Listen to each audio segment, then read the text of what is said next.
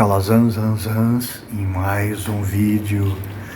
Minha esposa e eu temos feito há bastante tempo estudos com Olavo de Carvalho. Nós fizemos umas, no sentido do tertúlio da norte da Espanha, as tertúlias, fazíamos reuniões com amigos, fazíamos PowerPoints, a gente ficava discutindo, e aí essa foi havendo uma seleção natural e acabamos ficando só nós.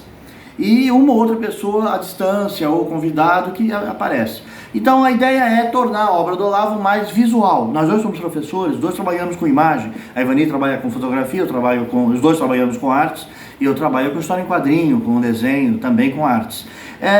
Nós pegamos o livro do Ronald Robson, aluno do Olavo de Carvalho, e ele faz uma espécie de resumo dos trabalhos do Olavo. Eu faço o meu próprio índice dentro do livro, lógico, né? E marco as páginas mais importantes com os papeizinhos, com os adesivos, ou até com os marcadores de página do Olavo. E aí, o que a gente faz? Nós estamos tentando transformar a obra do Olavo mais visual. Então, hoje nós vamos mostrar o anterior também, mas nós vamos falar da teoria do poder do Olavo de Carvalho. Olavo de Carvalho considera que o homem, o ser humano, tem poder. E esse poder se manifesta como a possibilidade de determinar a ação de outra pessoa, influenciar outra pessoa. Então, se você consegue que os outros façam o que você quer, você tem poder. Se você fala e não acontece nada no mundo, as pessoas não se mexem, então você não tem poder. Então, o poder se manifestaria, nós vamos ver mais tarde na segunda parte como que ele desenvolveu essa teoria, o poder se manifestaria sobre 3 possibilidades, que são gerar, criar, destruir e escolher entre essas duas. Então esses são os poderes do homem, a criação, a destruição e a escolha. E aí nós fizemos uma tabelinha que faz com que você entenda melhor o modelo do Olavo de Carvalho. Então, eu também tenho que ver a tabelinha, né? Então o homem... Oi? Está muito aberto. Traz mais perto de você. Não, isso. Aqui, poderes do homem. Criar, destruir e escolher. Modos do poder. Econômico, militar e espiritual, religioso. Meios de ação do poder. Promessa de um benefício. Promessa de um malefício. E conhecimento, convencimento, escolha, conversão. E por último, quem manifesta esses poderes hoje no mundo? O globalismo promete benefícios, são o lumpen proletariado, as minorias, etc., a igualdade, né? O globalismo. A ameaça de força seria Rússia e China, bomba atômica, com a invasão, a força, o domínio, invasão da Ucrânia, invasão de Taiwan, invasão de Hong Kong. E o último seria o Islã. O Islã enquanto conversão, o Islã se infiltrando nos países, mandando seus prisioneiros, seus problemáticos, seus rapazes de idade militar para os países europeus e aos poucos correndo por dentro. Cada um recebe depois uma esposa, depois de estar lá como refugiado, ganhando dos globalistas uma casa, um salário. E cidadania. E aí eles as mulheres são mandadas para eles, os casamentos arranjados, eles têm filhos, você tem que ter 5 filhos, e esses 5 filhos em cidades pequenas, o europeu tem 1 filho por casal. Então a explosão demográfica, quando tem, né? A explosão demográfica vai causar vitória nas eleições. Há vários vídeos, se você procurar na internet, onde eles chegam a discutir isso com belgas, com italianos, com franceses, dizendo, daqui a 2, 3 anos, nós vamos ser maioria e vamos fazer o prefeito. Aliás, já tem feito prefeitos em várias cidades. Então, é esse modelo, né? O modelo das três poderes do homem, de criar, destruir e escolher, o Olavo desenvolveu, isso é o bloco que a Ivani fez, eu resumi isso em corrido, fiz um texto corrido e a Ivani transformou em tabela. Nossa. Há algum tempo nós ficamos trabalhando nisso. É baseado nas castas indianas. Então, os brahmanes, as castas indianas dizem mais ou menos o seguinte: os brahmanes são os religiosos, são os filósofos, são os mestres. Eles são o topo da pirâmide, eles seriam a escolha. Embaixo você tem os guerreiros, os governantes, administradores, os kshatriyas. E eles seriam os militares. Depois você tem os comerciantes, que seriam os Vaixas. Depois você tem o trabalhador batral, que é o Shudra. Eles seriam o que Ortega y Gasset chama no livro A Rebelião das Massas, de massas. São as massas. Essas massas não governam, elas não alcançam o poder. O comerciante até pode, numa decadência da estrutura cósmica, chegar ao poder. E por último você tem os párias, ou intocáveis, que são os Dalits, são os intocáveis. No brahmanismo é o seguinte, quando o Brahma se desfaz, é a história do Deus partido. Eu tenho um texto sobre Fernando Pessoa no meu blog sobre isso, que ainda está sempre crescendo. A filosofia e o estudo dos símbolos, eles são circulares. Você retorna ao tema e você amplia esse tema, então nunca conclui. Existe um processo dialético, não no sentido marxista, no sentido de polos, de uma dialética serial, como Proudhon falava, onde eles vão se multiplicando. Então você retorna a um símbolo e você entende novas coisas desse símbolo. Você está estudando outro símbolo, lembra daquele, pega e você reassume novas coisas. Mesma coisa com os estudos de mitos. Os mitos também. A filosofia também é assim. Você pensa um tema, chega a uma conclusão, aí acontece uma coisa no mundo, na realidade, que te chama a atenção e você tem uma nova visão daquilo. Você retoma o tema. Então não existe fim na filosofia. Como não existe fim no estudo dos símbolos. Eles são circulares, espiralados, é uma espiral hiperbólica que vai se ampliando o seu raio. Você cada vez vai entendendo mais. Então a ideia do Deus partido, ela existe com Osíris esquartejada, ela existe com Ymir esquartejada, existe com Tiamat da Babilônia esquartejada, existe com uma deusa japonesa, que eu esqueci o nome agora, também esquartejada. Existe, é um arquétipo, está em todos os povos, nórdicos, etc. E nos Brahmas, nos Vedas indianos, no hinduísmo, você tem os Brahmanes vieram, a casta Brahmane veio da cabeça de Deus. Por isso eles são os intelectuais, os espirituais, os mais altos. Lembra que se pegar o tarô, aqui é fogo, é o naipe de paus que pegam fogo.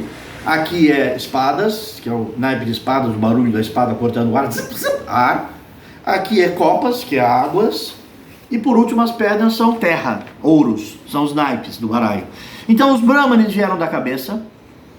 Os Kshatriyas vieram dos braços, por isso que eles são os guerreiros, os administradores, põem a mão na massa, são os que constroem.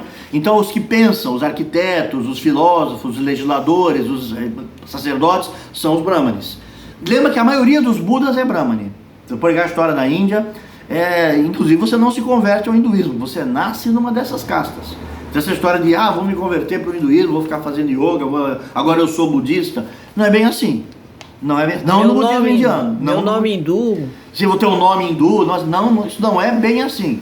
E mesma coisa no Japão. Eu sou discípulo do o Buda gordinho, sorrindo. Aquele é Hontai, é um Buda. E é um Buda japonês. E os japoneses têm castas. Os kamons, que são os símbolos heráldicos das famílias, flor casa com flor. Instrumento de jardinagem casa com instrumento de jardinagem. Eles não usam armas como símbolos, ao contrário do europeu.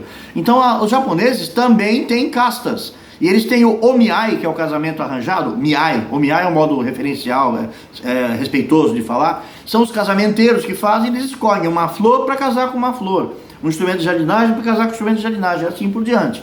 Então eles têm castas, sim, no Japão. E a China também. E a Índia principalmente, que é onde veio isso tudo, né? Então os Brahmanes são a cabeça, vieram da cabeça do Deus, partido. Os Kshatriyas vieram dos braços, da força, da mão na massa, na construção. Os Vaitras vieram das pernas, do tronco e das pernas, são comércio, é o comércio que vai e volta para lá e para cá. Os Shudras vieram dos pés do Deus, foram construídos a partir dos pés.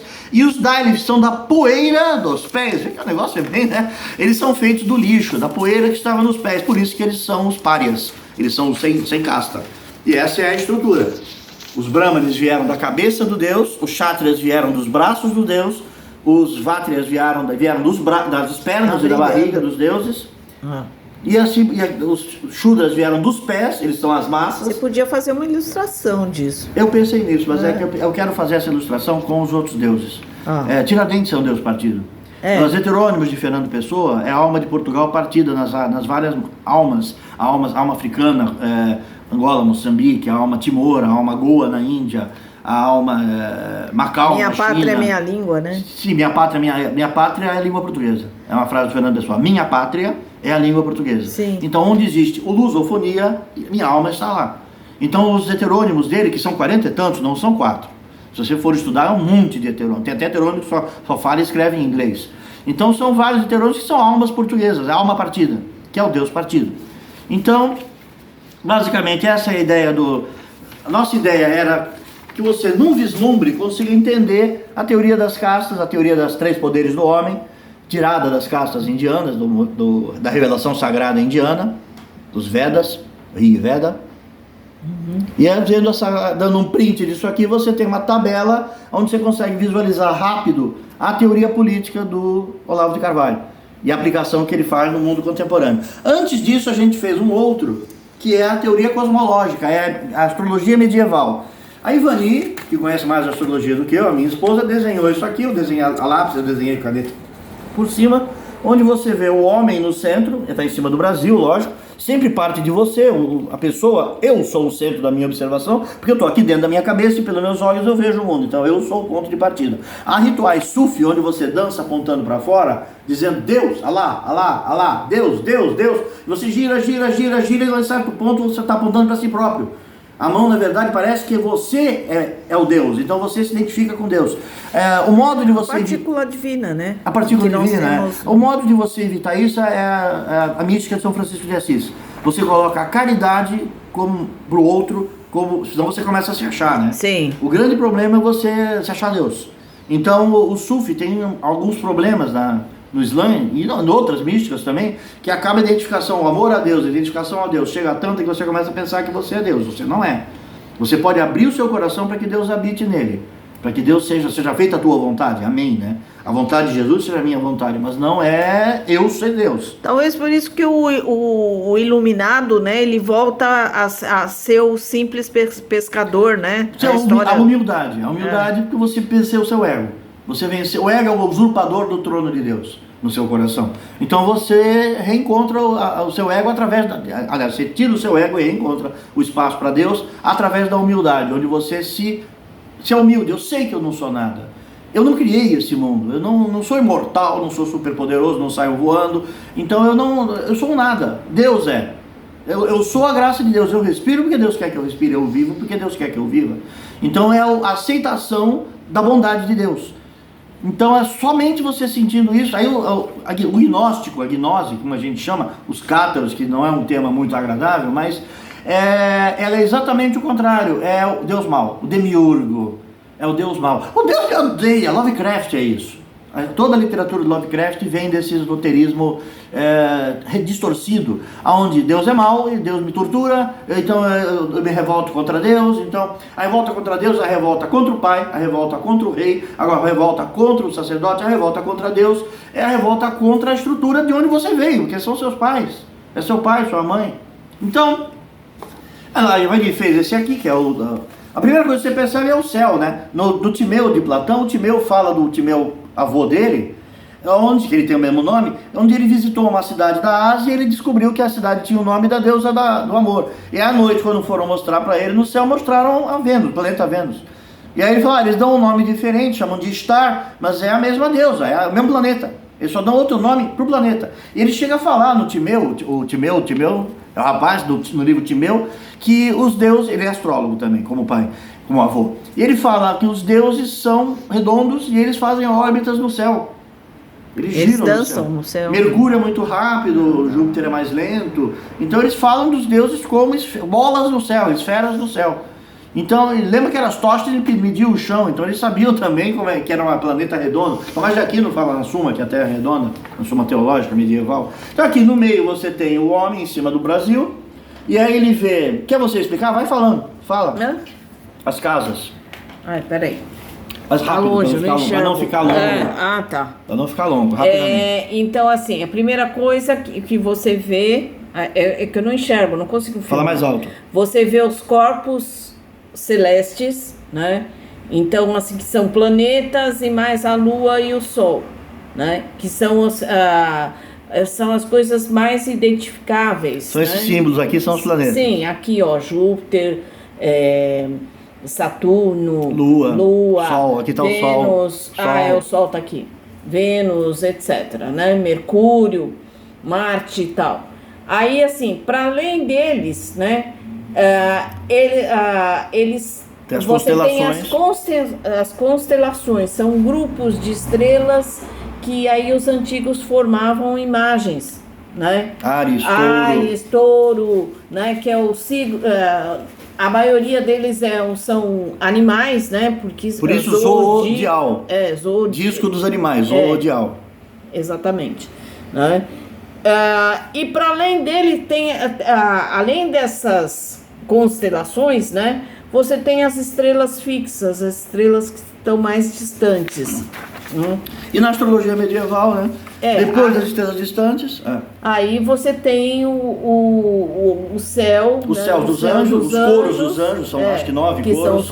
São os coros dos anjos. Eu desenhei o Metatron segurando. Essa parte aí você explica. Eu desenhei o Metatron. O Metatron é o arcanjo mais alto. Eu desenhei o Metatron segurando o pergaminho e os anjos de volta cantando e tocando instrumentos, com a trombeta, a lira. Eles tocando instrumentos enquanto ele canta a palavra de Deus. Ele é o escriba de Deus. E em cima, o céu mais alto é o trono do Altíssimo, o trono de Deus. Onde Deus, o rosto dele é como luz, é um sol. Lembra que em sânscrito, dia, a palavra dia em sânscrito, também é a mesma origem etimológica da palavra Deus. O dia é Deus, o sol como Deus. O primeiro monoteísmo do Akhenaton coloca o sol como um Deus.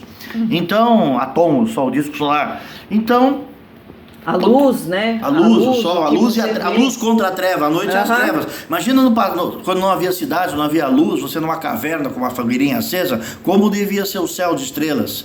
E como os barulhos da noite deviam assustar. Então você é a ameaça da noite, é o tigre que caça à noite, o leão que caça à noite. Então é você, o lobo que caça à noite. Então você à noite você está indefeso, você vai para dentro da caverna. Então de dia você enxerga, você vê esses animais predadores estão dormindo de dia.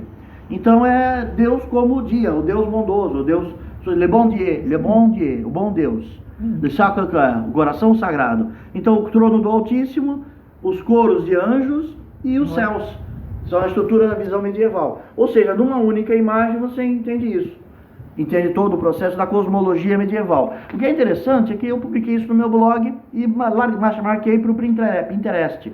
De repente eu comecei a receber gente de astrologia do mundo inteiro, de Holanda, de Austrália, de não sei lá, salvando essa imagem. Um desenho assim. Um desenho rascunho, que a gente nem trabalhou nada. Uma coisa que a gente fez brincando, assim, só para tornar visual a teoria, só que não tem uma assim.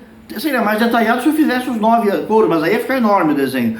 E aí o que acontece é que o pessoal começou a salvar isso e até hoje eu recebo 8, 10 e-mails por dia de gente que salvou isso aqui, sendo notificado que a pessoa salvou. Eu entro no cara, ele tem imagem de alquimia, ele tem imagem de cabala, ele tem imagem de angiologia, ele é um padre, ele é um sei lá, quer dizer, coisas mais loucas que a gente encontra em um desenho à toa, um desenho simples.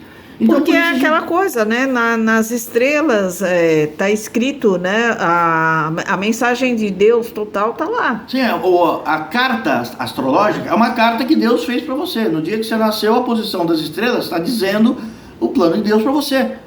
Quem você é e o que você vai fazer. E por isso que é um mapa astral. É o mapa que vai te guiar pela vida. Ele é a carta de Deus, o mapa astral, horoscope, observar o céu, horoscope, observar, horos, o céu, e zoodial. Pena que assim, a astrologia banalizou nessa coisa da predição, né? O que é errado. A astrologia não porque ela é um conhecimento, é um autoconhecimento. Você tem que fazer um mapa astral na vida, e acabou.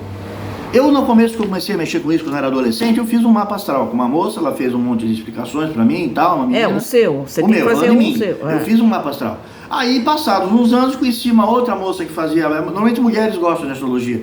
Conheci outra moça, ela fez outro mapa astral. Eu fiz na base do vamos ver o quanto que isso aqui é uma palhaçada. Quando eu pus os dois juntos, estava igualzinho. Os detalhes estavam iguais. Eu falei, nossa, mas que coisa, é coincidência, né? Porque isso é científico, então não pode ser. Passados uns anos, abri uma feira de informática em São Paulo, eu fui lá para uns amigos para ver, visitamos stands e tinha um que fazia mapa astral instantâneo. Aí eu falei, que é isso? Aí pus os dados, minha data de nascimento, o ano, porque tem ano que é horário de verão, que não é, então tem um monte de trique-trique, tem as efemérides e tal. O negócio saiu um mapa todo impresso em computador, eu tenho os 3. Quando eu li o negócio, trouxe pra casa, pus os dois juntos, falei, mas pô, é a idêntico. base é científica, Sim, mas ou eu as não estrelas sabia. estão lá. Eu não sabia, todo mundo disse que não é. Eu trabalhei Não. em jornal, eu fiz ilustração para jornal desde 1980. E eu vi o cara abrir a gaveta e tirar os horóscopos. Tem um monte de quadradinho, e ele punha, esse eu vou pôr em touro, esse eu vou pôr em capricórnio. E tinha 200 quadradinhos dentro, ele pegava a casa e montava. Aí isso era fotografado e fazia um fotolito. Então eu via que não tinha astrólogo nenhum, que era um sorteado. Porque banalizou. Porque é palhaçada, banalizado. Então, você vê, astrologia é que isso daria um tema muito maior para explicar assim, mas o mau uso dela é um problema. Agora, se você, aquela coisa de ter um astrólogo, ficar fazendo o Renascimento, tinha muito disso, os Médicis tinham astrólogo, se eu não me engano, Maquiavel começou como astrólogo dos Médicis, depois virou conselheiro, o Cagliostro era astrólogo, Nostradamus era astrólogo, tem um monte deles ali, Nostradamus era médico, era perfumista também, então um monte deles que eram astrólogos, e o problema é, Catarina de Médici levar o Cagliostro com ela e ficar consultando o cara, ou a rainha da Inglaterra com o João Dio, 007, que se assinava 007, depois foi usado por espião, isso aí é doentio. Porque o cara começa a ter um poder sobre essa família, sobre essa pessoa, e diz, você tem que fazer isso, tem que fazer aquilo, isso é complicadíssimo, isso é perigosíssimo. Peter Sellers era apaixonado por Zodíaco.